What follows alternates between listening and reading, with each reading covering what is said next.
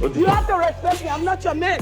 She has to respect me. She respects me. She has to take my place. Mom, listen. Come on. Listen to me. I don't want this. Mom, listen.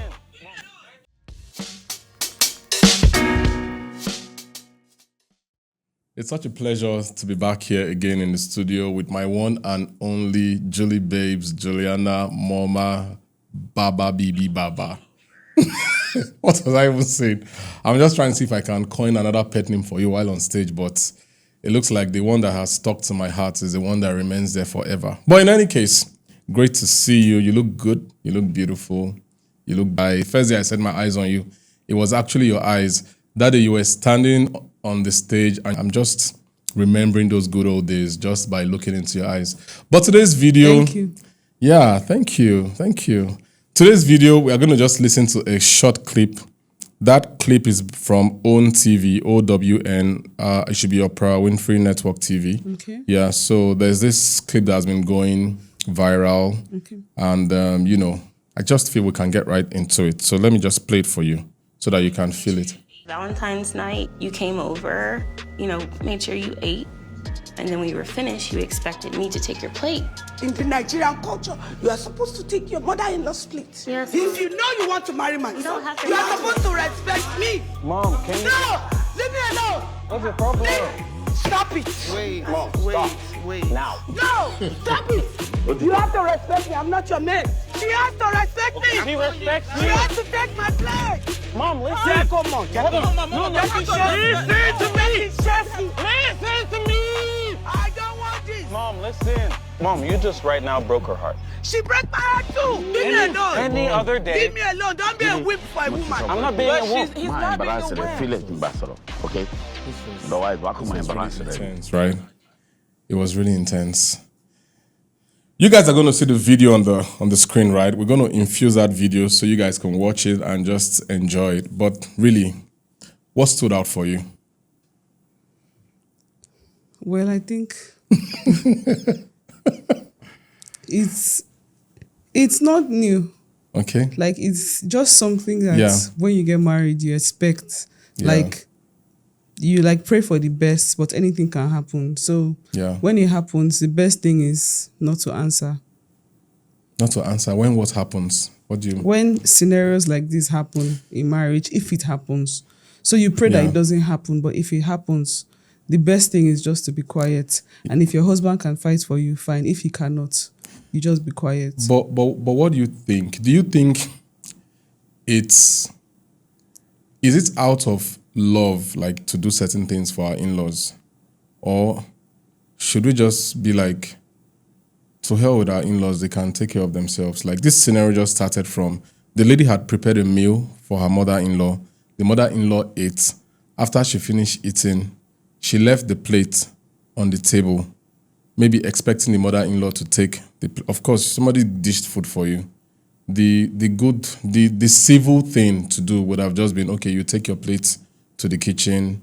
At least that's how we raise our kids. That's how most of us were raised, to take our plates. But I imagine being in like a very traditional setting, because this setting doesn't necessarily look like a traditional setting, So I don't see why the woman had to really raise her voice to that point. I believe strongly that she might be responding to other things that this video did not capture.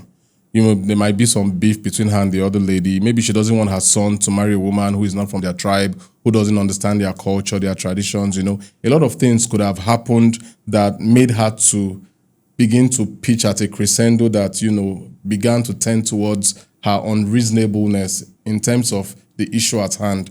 I don't expect that because maybe your daughter-in-law says, okay, kindly take your plate to the kitchen. That might be her culture, her own belief system. She might not see anything wrong about it. And if you feel that your culture should be applied to you, then you can explain your culture in love. That's what I think. I don't necessarily see anything wrong in having... If my mother-in-law came to visit me now and I had to prepare food for her to eat, no big deal. If I have to pick up the plates after her, absolutely no big deal for me personally. But what could have been done differently in this video? Like, what do you think could have been done differently? I think it's just to apply the principle of business, which is that the customer is always right. Okay. So when you are married, your mother-in-law is always right. No. Your mother-in-law is not always right. Let's focus on this video, because if you use that as a blanket statement, your mother-in-law, you might respect your mother-in-law, not because she's always right, or not because you think she's always right. Maybe you just feel that, okay, this is something that can slide. Yeah, this that's is what I'm no saying. big Like, deal. even in business, Yeah. why we say that the customer is always right is not because the customer is always right, Yeah. but you come out with that foot forward that the customer is always right for peace to reign and for the business to move forward. So for me, that's in principle what I think should also be applied in marriage, in the sense that your mother-in-law is always right. Whether she's right or she's not right, she's always right. That's the foot to put forward. So I'm just trying to visualize in another 14 to 18 years. Hopefully, I believe that I would love my sons to get married earlier, so that I can have like a decade. Like I can cut a decade. Like I got married at 32, 33. So if my son gets married maybe at 24, 25, for me, that's really cool.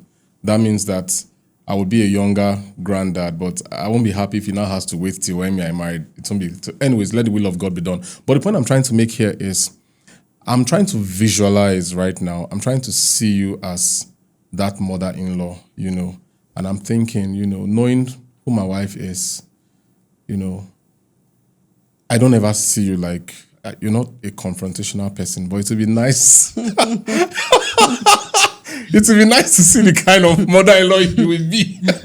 Yeah, it will be nice, actually. I pray that my children marry children. Good women. Women that started already. That are, continue.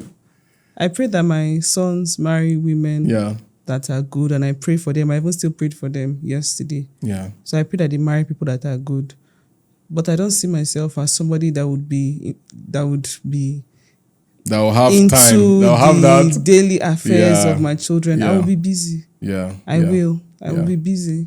So, but of course, I will not be too busy for my children. Yeah. I would always be there to love them. I'll be there to advise. Yeah. I'll be there to be a role model. Yeah. And to be a grandma. A good grandma. A good grandma where I need to be. A good grandma that children will be like, want to go to grandma's house. By then, the dream of having chefs and all of those things. Yeah. Yes. You can be that grandma with a difference. I already see that happening. Yeah. And that's really nice.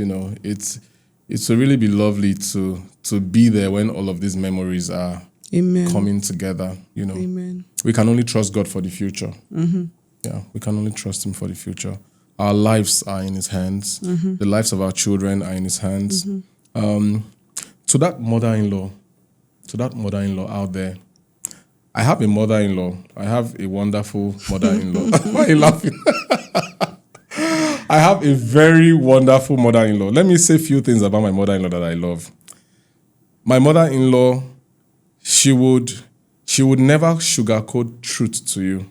She's very candid. Mm-hmm. No, it's true. She's very candid. She's very sincere. Mm-hmm. She has different models of discipline. And I've seen her use the carrot and stick approach a whole lot.